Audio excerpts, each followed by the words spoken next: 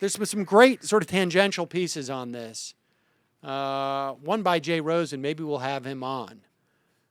But talking about the Tubin principle, wherein, and you should listen to this, Michael.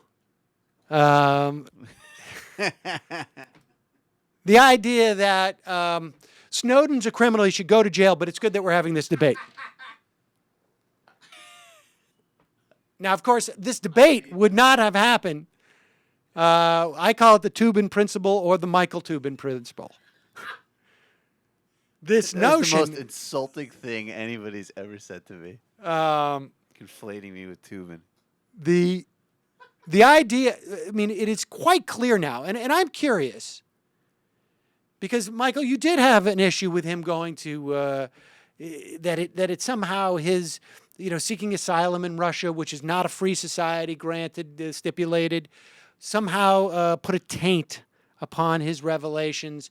Do you still feel that way now that we see the implications of his revelations in terms of just how much activity we are seeing from our lawmakers in terms of addressing this stuff and the subsequent reporting, because the story from Reuters is very, very important. I would also like to add that after watching Obama on The Tonight Show last night, Michael, you would find yourself in good company with Jay Leno, too. Ugh. Jay Leno, who I would say, Bill Hicks called the devil just for. So I can't even watch this. So let's just hear. Okay, no, let me answer the question. Let's just hear from the Tubin Leno sect. All right. Speaking on behalf of Tubin and Leno. That's not what I said. So what I said was I said three things, and one was two were opinions, and three was what I thought was objective. Just the. Oh, come on. Don't be a putz. No, go ahead. Let's hear it. Let's hear it. So number one, I said from the beginning 100% the revelations about the surveillance program are really important. I support them 100%, and it was smart for him to flee. And I said that before the conviction. Bradley Manning was tortured. I didn't need to know he would be convicted to know that there were obvious repercussions. And then Hold on 1 second. Let me just pause 1 second. I need to say one thing. I need to make a correction. Yesterday, I said that that Bradley Manning was going to be sentenced yesterday at 1 p.m. That was incorrect. I don't know how we got that wrong, but I want to apologize right now. Obviously, he hasn't been sentenced yet, and he will be forward. I meant to start the show that way. All right, continue. So yeah. So anyway, so that's one, what I said you about supported the revelations. Two, I felt very differently about the hacking revelations and the implications of that. So then it went to a different thing where it was like, all right, this dude is in Hong Kong, then he's in Russia.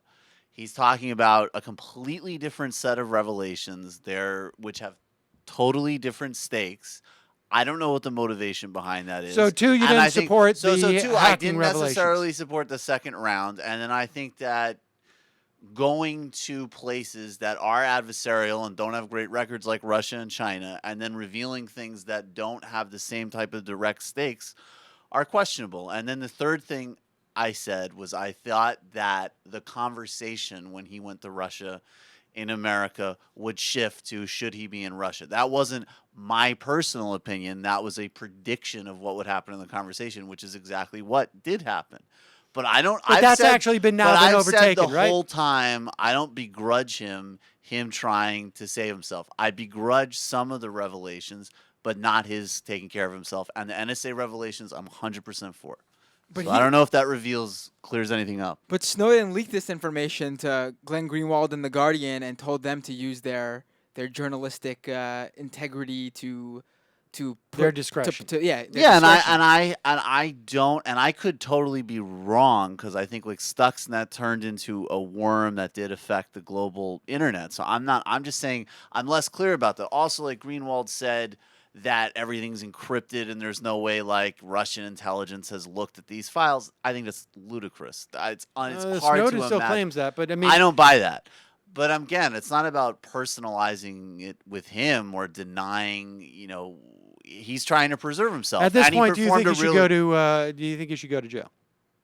I think that either. Do you think he's a whistleblower? I think he's a whistleblower, and I think. But even Greenwald said if one of these guys went to jail for like 6 months for stealing a document or something, that's totally different than the charges they've been hit Right. with, which obviously they should not Right. be convicted Right. of. And he is foremost the whistleblower. I think the arguments that he's not a whistleblower have had to have been re-examined based upon the implications of the information that is out there. That's what and Amash here's the said. key that Jay Rosen, and now I'm off topic from that Reuters story, but this is really important stuff.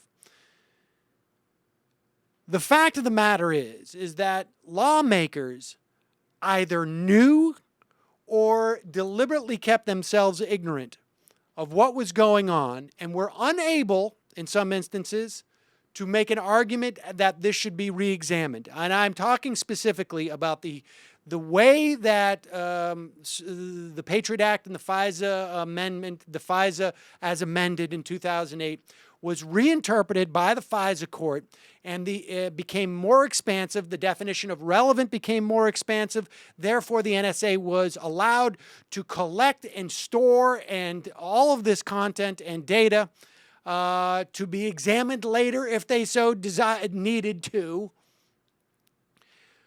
That debate could not happen when Congress was given the responsibility for oversight, but without any public knowledge of what they were supposedly overseeing.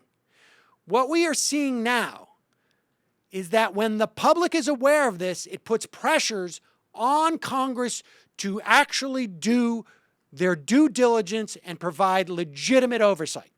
That is the dynamic that exists now. So you cannot say, I'm glad we're having this debate, but I think Snowden is not a whistleblower and should go to jail, because we would not have had this debate at all. And not just I'm talking about in the media or on this program, but I'm talking about in the Senate or in the House. That debate would not exist were it not for Edward Snowden's leaks. Period. End of story. Is he a perfect individual? No. Is anyone a perfect individual? No. Did he leak stuff that one may or may not think he should have leaked? If only he had only leaked 87% of what he leaked as opposed to the other 13%. I think that is a silliness. It's silliness. And it's disingenuous. Okay? Because there should not be that much responsibility on any one individual to be that precise in this type of situation. I'm sorry. That's just the reality of it.